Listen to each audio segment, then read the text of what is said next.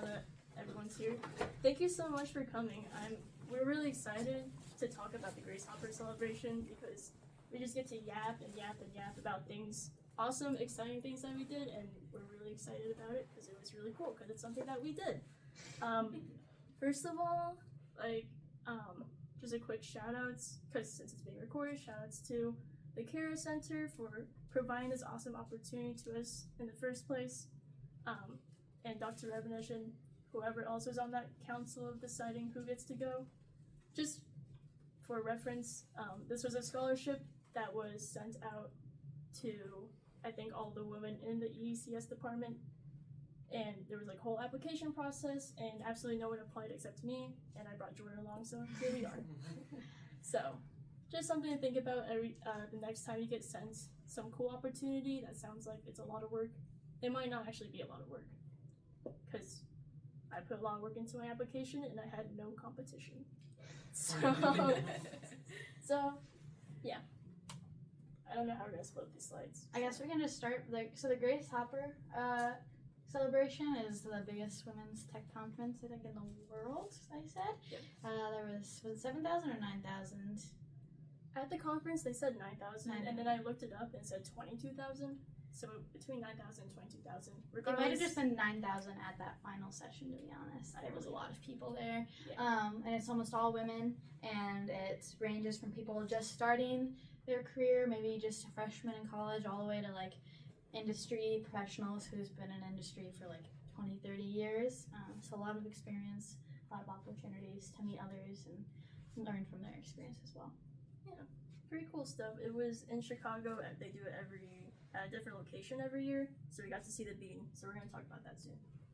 So just as an introduction, because, well, I think all of you know me, but you might not know Jordan, so, I don't know, refresher, I guess. I'm Tammy.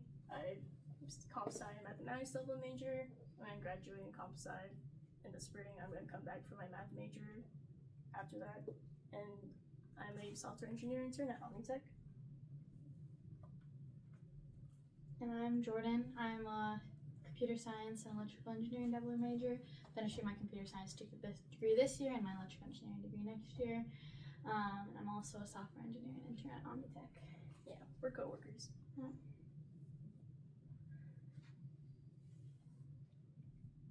Wow, fancy transitions that I didn't really pay attention to.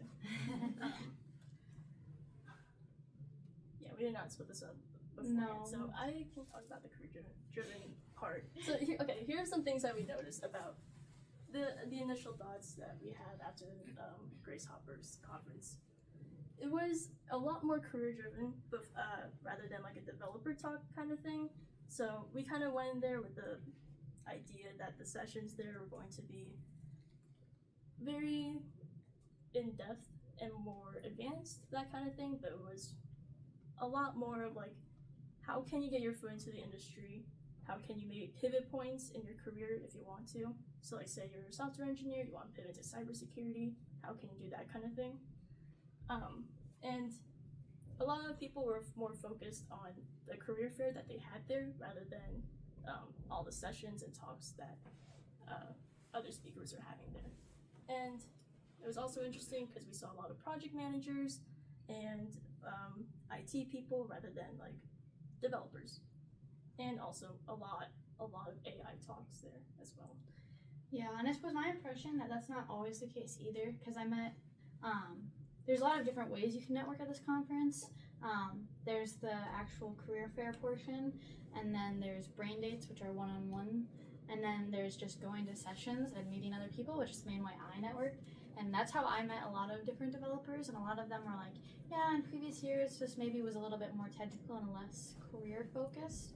And I think if they'd labeled the sessions like beginner and advanced more clearly, I think that would have been better. But otherwise, I had a really fun time because I did go to a variety of those types of sessions, and just meeting people outside those sessions and then talking to them afterwards about their thoughts, I think was a really good networking thing.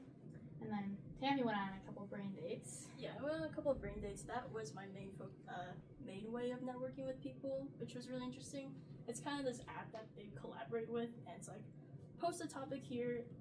You can do a group one or one-on-one one. one-on-one brain date. And if you post a group one, people will meet up at a specific time. One-on-one, you can invite them to a brain date and schedule time together, that kind of thing. So I did one of each, and I talked, or I led discussions about Linux and like, what's everyone using? What do you want to know more about Linux? That kind of thing. And I just got to meet like a lot of really cool people in those brain dates. The group one had a lot of really remarkable students from like UC Berkeley. I already forgot. And then there was like a hardware developer from Google who was also just learning more about Linux and that kind of thing. So we got to talk a lot about operating systems and like L1, L2 caches, that kind of thing. And I was like, oh, I'm having PTSD. But this is a really good talk. And I'm glad I learned about this at Mines before I like came here. So I felt well prepared and well equipped. And I was really like glad I got to talk to people that was way beyond my league. But I got to like kind of lead discussion and tell them about things that I know and gross things, but I'm not getting into that. But yeah, the sessions were also helpful, but I didn't have nearly as much networking there as much as Jordan did. So that's the initial thoughts about the conference. But now we have to tell you about the other cool things that we did in Chicago first. Okay, the important things, such as we had so much food. Okay. When donors are giving you a lot of money to go to this conference and they have a little extra, we gotta take advantage of it. We had a lot of good food. This is also Jordan's first time having Korean barbecue. I'm really glad we went there. So it was New favorite cuisine. Yeah. We had a lot of good food. Do you have any extra thoughts? I think it was just really nice because, I mean, being from South Dakota, you don't get to experience a lot of like different cultures and like a bigger city, and I think just being able to go, all of these conferences are in bigger cities, so Chicago, San Diego, etc. And I think that's just a really good opportunity because I feel like especially at Mines you kind of get into that Midwest South Dakota focus, which isn't wrong, and I mean Chicago's still the Midwest, but like it was really cool to experience like what living elsewhere could be like, and also yummy. Yeah, you had a lot of thoughts about living in big cities, and I was still very much convinced that. Yeah, I think I could do it. I don't think I'd want to do it. We did get very good at public transportation as well. Mm-hmm. We learned how to use the bus. That was kind of crazy. I only got on the wrong bus 1.5 times. I think I used the wrong bus probably 80% of the time. So that was kind of fun. They probably didn't want us to use the bus, but we did it anyways because it was more fun. Yeah, they did. They did. We were offered to be able to Uber places. We made the decision. Jen told us keep all the Uber seats. Didn't say anything else about transportation. We took a couple of lifts here and there. It was mainly buses. It was fun. I promise it was fun. We did a lot of shopping. Yeah, I included a couple more videos from last time. We went to the Harry Potter shop. How could you not go to the Harry Potter store? Yeah, Jordan's a nerd. That kind of thing. What did you get from there? Well, we had butterbeer, and then I got one of the new Fantastic Beasts ones, and then a couple knickknacks for my family. But yeah, fun shopping things. We went to bookstores too. Lots of bookstores.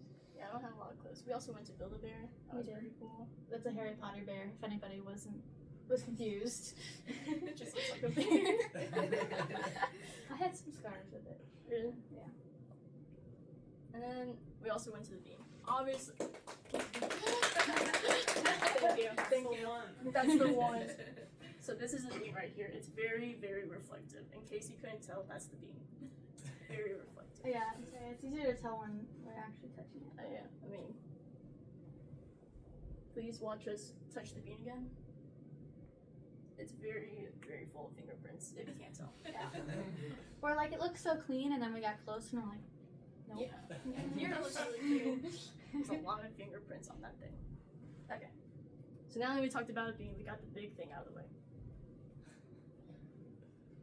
Okay, so now we gotta come back to the conference topic.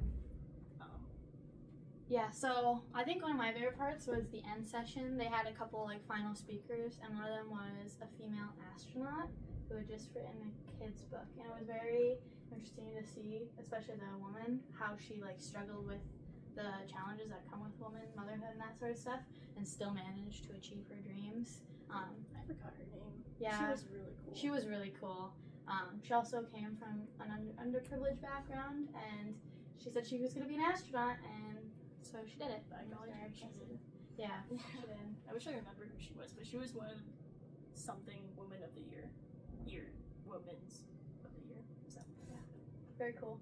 Very cool stuff. There was also Lucy Gu over there, who is like probably the richest girl ever. Yeah, she's a billionaire. Yeah. And she made her fortune really recently from AI, actually. Yeah, and she just surpassed Taylor Swift. Yeah. In terms of like, give it up. But yeah, definitely the astronaut girl was way more. She was my favorite. She was my favorite. So yeah, there's us. GHC. Someone else took this picture. It was not the tripod that you see right there. No, we made a friend. Or I made a friend and then Tammy showed up. I have no idea who she is. But just so you know, I have 12 new connections on LinkedIn now. That does beat me. I'm really bad at remembering to be like, hey, we should get each other's LinkedIn. You got to. Okay. Oh, I had Most of your connections followed me, so. Really? Yeah. That's crazy work. That's crazy. That's probably because I tagged you. Yeah, he did. 2 of my posts, Mm-hmm. Yeah. But, okay. Pro tip. If you have an NFC tag, you can write your LinkedIn profile on there, and then whenever someone asks you for your LinkedIn, you can just tap it on their phone, and they will be impressed 100% of the time. The statistic comes from me, they are impressed 100% of the time. And if you don't want to invest in an NFC chip, just tape your QR code to the back of your badge. You could do that, yeah. But just life tip. Anyway, what else? Yeah, the conference was just huge. I've never been anywhere with so many people or in such a big space before. Yeah, like this video comes, I think, very first day, and for context, all the attendees are like grouped into, I think, 3 different groups: blue, pink, and yellow.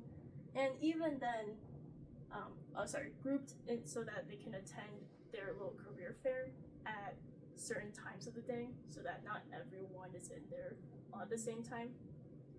This is day 1 in the morning. Like, that's the bridge to the career fair. Yeah, this line. The career fair, the entrance is like somewhere over here. Sorry, and the line, you can see people are sitting down, right? The line goes all the way back to like here, something like that. It's crazy, and it's like this every single day of this conference. Twice a day, because they did the two main groups. There was the 2 main groups and then the sponsor group. Yeah, that's what it was. And so, halfway through the day, it would switch, and that line would just reappear. You could still get into the career fair, though. I managed to walk through. I went to walk through there to see what companies were there. So a lot of bigger companies sponsor like the whole thing, including the like workshop and stuff, just so they can recruit from this event. So yeah, it was still possible to get in there too at certain points of the day. Yeah, but if you don't go in at the very beginning, that opens up, there will be just people sitting in lines for each booth trying to talk to a recruiter. So it was kind of tough. Yeah, I think I was talking to someone. I didn't actually go up to a booth, but I was talking to someone, and most of the booths, they basically had a wall of HR managers, and then it was project managers in the middle if you got past the HR managers. It was kind of crazy. It makes me very thankful for the career fairs we have here, to be honest, because seeing what like a general real world career fair looks like, if you feel like there's no chance, it's hard to make a good impression. And I mean, you only get to go to so many booths because it is literally hours of waiting in line. So, like, if you think the Garmin line at the Mines Career Fair is bad, I don't know what to tell you. This is somehow worse. Yeah. I don't know. It's kind of worse too because everyone that goes to this conference is also like extraordinary in their own aspect, in their own ways. I don't know how these recruiters can even pick someone to hire. So yeah, you really just have to make like a random impression. I think that's why they have like all the like little events, and going to a lot of these like companies will have a couple people do their like side workshops, and I think honestly that's the better way to network with them, because then you can then go to the career fair afterwards and be like, hey, I was in your workshop, we talked for a little bit, and so yeah. And a lot of people at most of those sessions were like, come find me at this booth. We can chat a bit more about their session that they did too. So. Yeah, I think one cool thing was, I think Roblox was letting companies do interviews through Roblox VR. So you'd go into VR as your Roblox character and interview to take away that bias of seeing a person. And I was talking to some of the recruiters who were doing that, and a couple of them liked it, but most of them thought it was really weird. But it was interesting. I think is what they said. I think that was Roblox that said they were doing that. Yeah, because you had to sign into your Roblox account to do the interview. Can they give me the silly sticker about it? Oh, yeah. I got many Roblox stickers from that. It's amazing. I didn't come out of the conference with a Roblox account. I thought about it, but Wait, you don't have a Roblox account? no. You're a gamer and you don't play Roblox? I'm a Minecraft gamer. Thank you very much. We also have a slide about Roblox later on. You do? Okay. Jordan has no idea what I play. No, this is a surprise to me. Yeah, I added like a couple new things. What else did we have? There's a talent expo. I got a lot of swag. Yeah, that's the career fair. Yeah. Oh wait. Oh, I put on the wrong. Wait. No, so yeah. Yeah, this is the right slide. You're right. It's okay. I got lost, but I got 2 John Deere hats to hold my swag because I didn't have like a small bag I could just carry everything in. So there it all is. I guess I can't see it. We should have worn our John Deere hats. Opportunity miss. Anyhow. Yeah, I gave Jordan one of these. I guess you can see it right here. I got some pins from the career fair. This is Grace Hopper herself. This is an NVIDIA pin. And then they made a little CPU chip named after her. So then there's that. We also have Amazon. It says in this together. And then I also got a little Cloudflare keychain. I just realized this today, but it's a lava lamp because Cloudflare has a lava lamp wall, and that's how they Get perfect randomization. Yeah, perfect randomization for. Is this camera looks at this wall, and lava lamps aren't completely unpredictable. There's no algorithm that can predict the flow of them, and so it maps the flow on the wall, and that's how they get the randomization to protect things. Yeah. It's perfect randomization. It's beautiful. I would love to go visit that wall someday. Me too. So yeah, amazing swag. I got amazing swag. I went in there. I was like, I am not looking for a job. Please give me your things. They were really happy to give you their stuff They too. were really happy. They were like, please take John Deere hats. I was like, can I have 2? And they were like, sure. If recruiters are bringing things, they don't want to take them back. Yeah. So That yeah, makes sense. anytime you're at a career fair or something like this, like take as much swag as possible. That was my number 1 objective. This one recruiter was like, I asked her stickers. I was like, cool, can I have one? And she was like, yeah, take the whole stack. So I got a whole stack of these. And I was like, all right. I say you went towards the end too, right? Yep. Yeah. Oh yeah, Literally. they're trying to get rid of stuff by that point. Yeah. Yeah, that's what I did. So yeah, I think if we look at this clip again, there's a video, 29 something, Disney, Capital One. I also saw Amazon, Snapchat, Uber, Roblox. McDonald's, and then most of the big colleges had their graduate program recruiters out there as well. Yeah. So if you're interested in going to a comp sci based graduate program, I think this is actually a really good opportunity to meet recruiters from all over the country. Love it. Because yeah, they had all the main companies in the middle, and the side walls were all just college recruiters. It was pretty cool. And then there was the Tech Expo. This is where companies kind of demo some of the technologies that they have there. So Uber had a professional photographer doing headshots at their booth. I didn't know that. Yeah. I didn't go there. So some really fun random things. I think this is where the Roblox thing was as well. One of them at least. Yeah, they had the Roblox demo there. CVS Health was there. LinkedIn was there. They had a little zip leaderboard. If you ever played Zip before, it was interesting. They had AWS training and certifications there, which I thought was free certifications. It was not. It was basically free training, but they just go along with the free training they already have online. So it's kind of interesting. I say, and it was broken a lot too. Oh yeah, it was broken. My former employer, let's go. Yes, give it a. There was a lot of AWS, Amazon focused people there, I thought too as well. Yeah, that was really interesting. So yeah, there's just a lot of demos. There was also brain dates. Brain dates was also in this room, so that's where I had the group and the one-on-one session. I met a lot of cool people there. Here's Roblox. So this was like first day. That's where they're just straight up playing Roblox. I don't know. But they're also talking about their online assessment. It's really, really interesting. Okay, in order to get an interview with Roblox, you just play their game called Kaiju Cats. They don't look at your resume. They don't look at your school. They don't look at your GPA. They just care about how well you did in this game called Kaiju Cats. Is it how well you do or how you approach it? How well you do. That's wild. So there's a high score kind of thing. So a high score in one area can make up for a lower score in other parts of the assessment. So if you do really good, they'll call you for an interview. Wild. They don't look at who you are. They just care about how well you gamered it up. I hope Minecraft does that too. You think so? I don't How know. quickly can you defeat the Ender Dragon? The speed run. So yeah, really interesting. Angelo, you look confused. It's just like a normal game. It's not like a job interview disguised as a game. It's just a normal game. Okay. Yeah, I think one of my coworkers, Marizat, told me that she actually did it once, and it's just like a bunch of puzzles. I think it's about 9-ish puzzles. So basically a digital logic test, Yes.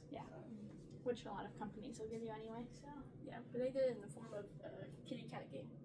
So well, I guess they probably want to know that you're fluent on their application, like that you can navigate and use it well.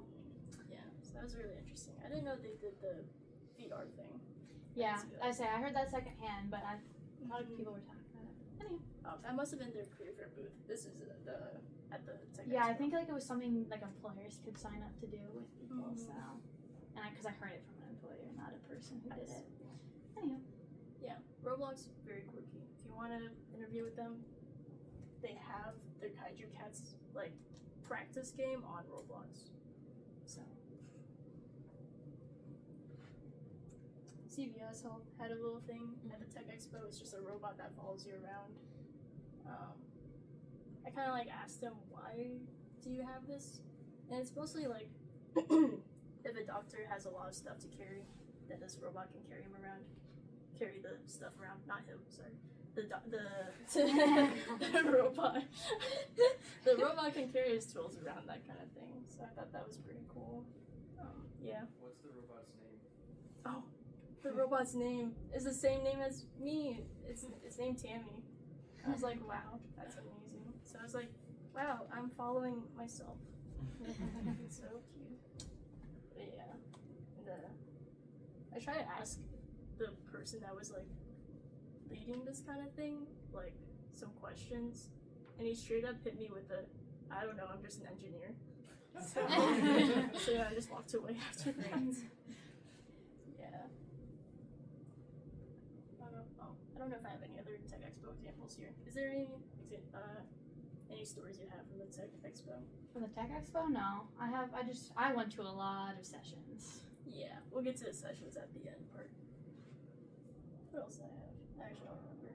Ah, that's the end slide. Okay, shoot. Anyway. You can put that up while we talk about our sessions. Oh yeah.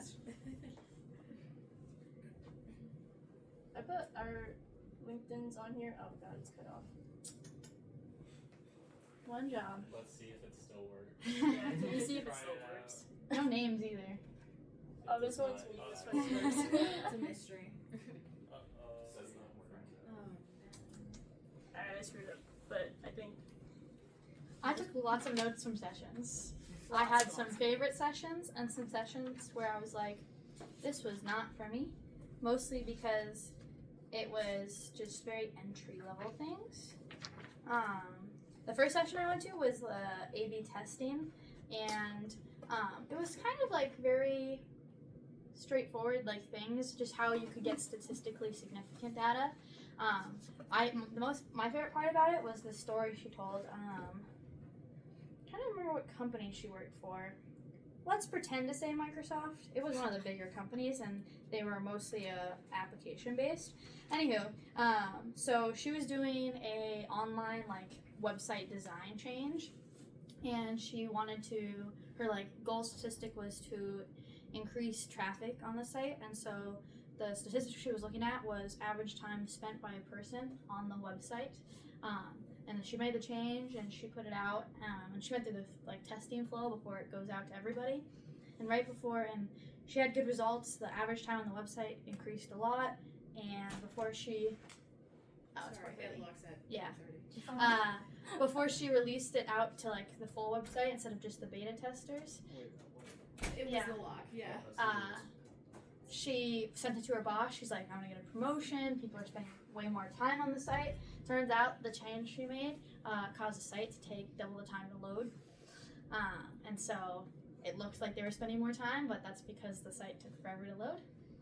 And that's kind of like what she was getting at is what data are you looking at? Because at first glance, that data seems like like something that would be helpful. And I thought that session was very interesting. Another session I went to was the math behind the magic. It was about the basic math behind deep learning, and it just kind of went over the essential linear algebra and calculus-based things. And I'm talking to people. A lot of people like had never looked into that or understood the math behind it. But it's definitely something our machine learning class covers in the first like week or two. Very, very, very deeply. Yeah. I don't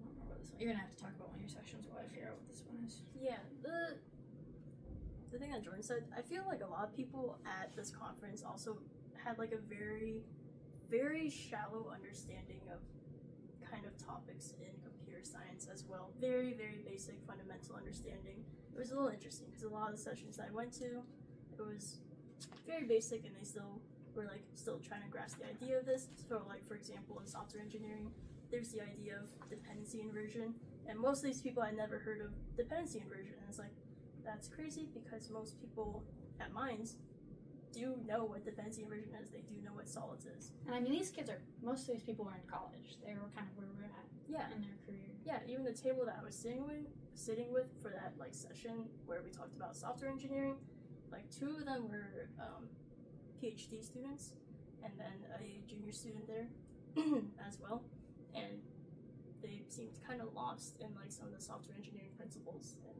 to me, that was kind of wild because that's something we hit on pretty hard in a particular class at Mines.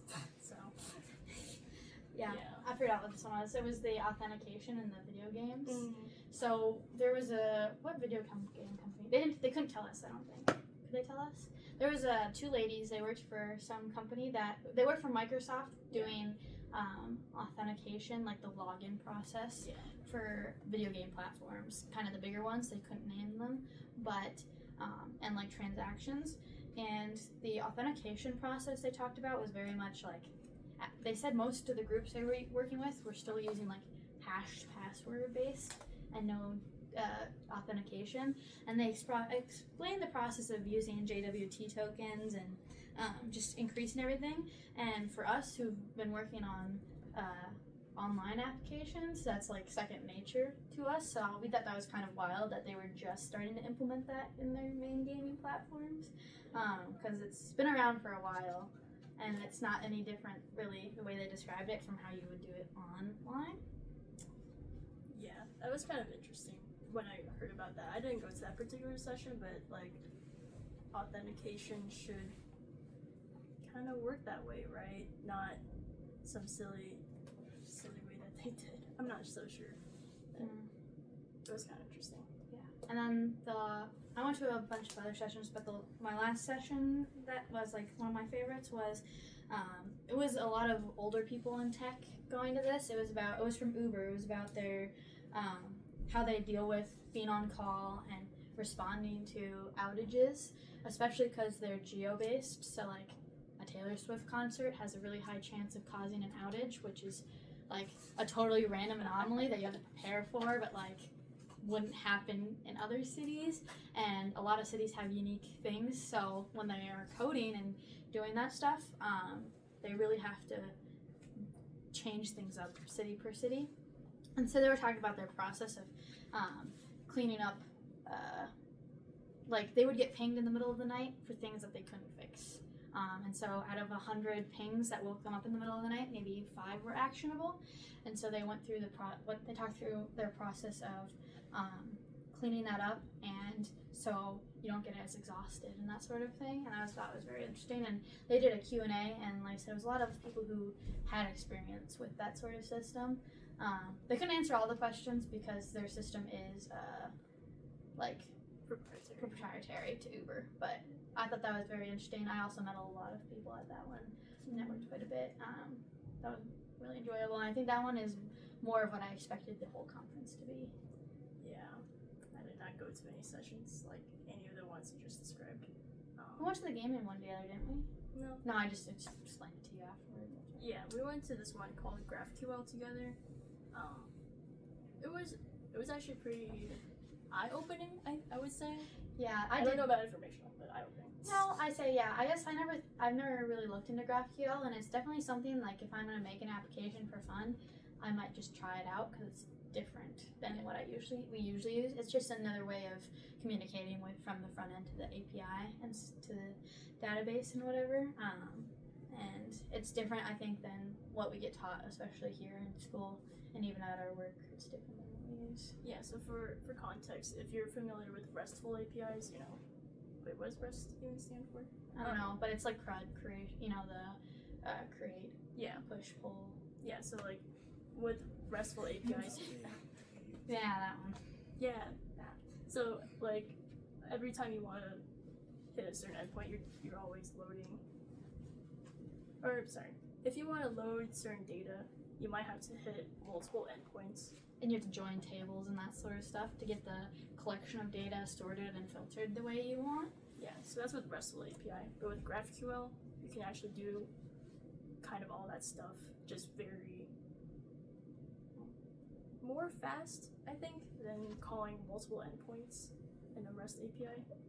So they did a very simple demo of how it would, and I say it took a little bit to like kind of wrap my brain around what they were saying, but we did come to the conclusion that the internet agrees, but we were trying to figure out like how is this faster, and we got there eventually. But I think it's definitely something like out of all the things we learned about in the conference, I think that's one of those things where I am definitely gonna explore it further because it was something new, and interesting. Yeah, that was pretty interesting. Yeah, is that all the sessions that you want to talk about? Yeah, that was all at once. Okay. Yeah, I can't really pinpoint any specific sessions that I went to that I think are worthwhile talking about. I went to maybe like 2 cybersecurity ones. They talked a lot about like red team, blue team, defender, attacker. These are all things that are talked about in the cybersecurity class, which I'm in, so I already kind of knew about all of that. All the sessions that I also went to would kind of go like breeze through these very basic ideas, and then at the end it would be like, how can you get your foot in the door for this particular field? So cybersecurity, software engineering, that kind of thing. So again, a lot more career focused than I imagined. Yeah, they kind of had 3 different types. They had technical sessions, career progression sessions, and then more like, I don't know how to, maybe soft skill or like mental health type sessions. Yeah. I think I went to only one non-technical session, and it was about, it was a panel of women who were all working at the AI and Robotics Institute, and the whole thing was like they had gotten into robotics in unique ways. Don't think they were that unique, but I think that's the only non-technical one I went to, but it was really cool just to meet and talk to all those women and see how they'd experienced, I guess, being in the field as a woman and where they're at. Yeah. It was really hard to find like the specific sessions I kind of wanted to go to because they tagged all of their sessions as either like very early in your career, you're like a student or an intern kind of thing. you're a young professional, maybe 5 to 10 years in the industry, or like senior kind of level.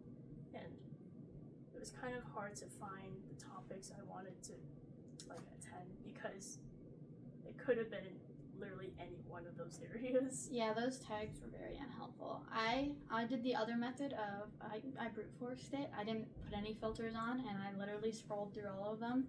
Liked the ones that sounded interesting simply based on the name of the thing, and then after that, I read the paragraphs and filled my hours, which was very time consuming. Yeah, I think I did something similar, but like with way less time than Jordan put in, and I ended up going to like all the sessions that I thought were going to kind of like deepen my understanding of that particular topic. So like cybersecurity, software engineering, agile, and it ended up being very shallow level things I already knew. So sessions were okay to me. For Jordan, she put a lot of time into finding the session she wanted, so It was definitely an art and not a science. I don't have that art, I don't know, but I still had a great time because even though Jordan and I are not looking for a job, and maybe it doesn't make sense for us to go to this kind of conference because, you know, it's trying to get you a job some way or another, we still had a really good time talking to a lot of people, and I would still recommend it to anyone that like already has a job and just wants to go have fun. So like if an opportunity like this ever falls into your lap, definitely take it. I would also say before I went to the conference, like maybe like you don't know if you're gonna be like at the level of experience of everybody else, and that can be intimidating. I think this is the kind of conference where whether you're a freshman or if you're a senior like us, there's definitely a benefit to going to it. And so like don't be intimidated by the size or scope of it because it's a great opportunity I think for anybody at any level. Yeah, and even if you're not a computer scientist or an ECS like I know Brennan and Nathan are, like there are opportunities out there still to network with people. I really do think networking is kind of the way to go in life, period. So opportunities like these to go network with people is really great. So because even if you're not like you don't need a network just to get a job. I mean, even networking can kind of like give you an idea of what other people's work experiences are, and maybe if you're not sure where you want to go in industry yet, hearing from other people about their experiences can be really helpful as well. yeah, I think this conference was really eye-opening for me because I've always had thoughts about cybersecurity, and they were kind of like in like some sessions they're like, even if you're in software engineering right now, you can definitely pivot to cybersecurity if you ever want to in your life. And they kind of gave like tips and pointers and that kind of thing. I was like, well, I never thought about it like that, but now that you say that, yeah, I might quit my software engineering job someday. I'm just kidding. That was my other. I think that reminds me of my other biggest critique. I think I would say at least 90% of the sessions, even if they had nothing to do with AI, they used the word AI in their session description. It was so I forgot. saturated, and a lot of the engineers were developers who were switching from their job to AI engineering. It was obnoxiously AI saturated, to be honest. Yeah, it was kind of terrible. I very purposefully tried to go to all of the sessions that didn't have the word AI in it. I still brought up AI. I don't know how, but I think the only one that I went to that was purposely AI was the Magic because it had the word math in it. because it's like more data science focused. Yeah. Right? So and I was interested in but otherwise it was just like I said, and a lot of there was a couple where afterwards I went and reread the session description and it said the word AI in there a couple times. Nowhere did they talk about AI during those sessions. What? Yeah. Okay, laptop calls. Oh, that's okay. There's no more slides after that one. So I guess, do you guys have any questions? yeah, we purposefully left 20 minutes of the hour for questions. How many days were you guys at this conference? So the conference was 4 days. We went for 3. Okay. Yeah. Because we missed the intro day, which was just like half day for the intro thing because we were on a plane. We were on a plane. And Well, then- technically the first day was opening plenary, which even a lot of attendees didn't actually go to that one anyways. That's kind of where they did their awards and stuff for the year. And then we did the two and a half days of sessions, and then the ending plenary, and then we spent Friday afternoon and Saturday morning shopping and going to the Bean and eating, Exploring. and We then went to the Bean. we got stuck in Minneapolis on our way back. I went to the Mall of America and saw my brother. Yeah, so Oh. yeah, she ditched me for like Okay, a good- you wanted to couple stay in the hours. hotel. I was so tired of being stuck in Minneapolis overnight. I'm not Yeah. gonna lie. Well, yeah, we were the whole trip back because the air traffic controllers were not at work. So yeah. So, okay, because so the government's open now, which is Yeah. great. But back then, back in the ye olde days, it paid like 2 weeks. 2 weeks. not ago, even. Not even 2 weeks ago. Our It hasn't flight. even been a week since it's been open. Yeah, No, it hasn't so even been a week. yeah, we got to our flight to Minneapolis was fine. And we got to Minneapolis, and nothing seemed up. And then we were talking to people, and like the flight kept getting delayed because it just wasn't coming in. It's because the air traffic controllers at the airport where the flight was coming from weren't there. This is totally off tangent. We're just gonna go with it. Yeah. Weren't there, so it took them forever to get. It took them like an extra 5 or 6 hours to take off, and then they got there and they went, "We can't fly. We're too tired. We're going to The bed." crew had Yeah. And so they set us all up in a hotel. And at that point, we found out that there was people on our flight who had been waiting for like 2 days. This lady went Okay. absolute ape shit. Because- Keep in mind, she'd basically been in airports and hotels. Like, yeah, so like she could not get a flight out for 2 days to Rapid yeah. City. It was unreasonable, the tone she took with them, but that's when we found out that they. drive at that point. Yeah, no, there was people No. who were sitting there going like, how many people can we fit in a van? Yeah, they were literally talking that, and like, so that lady had been there at 7 a.m. When they canceled it, it was about 11 o'clock at night. I'd say we didn't get to I didn't lay down in bed at the hotel until 1:30. Oh yeah. Yeah, because it took us forever. Because then they did pay for the Uber in the hotels. It was a nice hotel too. And $12 in food. Yeah, it was a really good hotel. And Shout outs to Express. Marriott. Yeah. I had my chicken sandwich from Wingstop. Shout outs number 2 to Delta for hooking us up with a hotel. Oh yeah, that Yeah. Delta lady. So we went to a different part of the terminal because the line was super long at the gate to go get our hotel information and stuff. Whoever that I didn't get her name. I didn't get Whoever that woman was, the rest of the airline should take note because she made us. She was so calm, so polite. We're like we're trying to get through here, and we're like, there's a Yeah. long line, so we'll just get this done with and out of your way. And she's like, don't focus on them. Yeah, Focus she here. looked at us and she was like, "It's just you and me." I was like, "Okay, ma'am." Yeah. I'm like, okay. I was like, "Okay, I'll listen to whatever you say." And there was just a long line behind It us. was, yeah. No, I rushed her on the train. She's like, I need to get my stuff together. I'm like, no. My backpack was heavy. It was. It was heavy, but Where's all your swag? all my swag was there. I got like The suitcase backpack system was, I think, very impressive of us. I was actually. I'm very She had a duffel bag, and so we tied it around the bars of my suitcase and rolled it on top of the suitcase. I couldn't carry that thing for the life of me. It was just awkward. Yeah, it was really bad. Any other questions? Literally anything. Yeah. Hunty. This might not pertain to all of us, but some of us Okay. can relate to it. But you didn't mention the book that was mentioned, the dinosaurs or the operating systems. Oh. Yeah. Yeah. That's crazy. During the group brain date, so when we were talking about operating systems and that kind of thing, they were talking about is it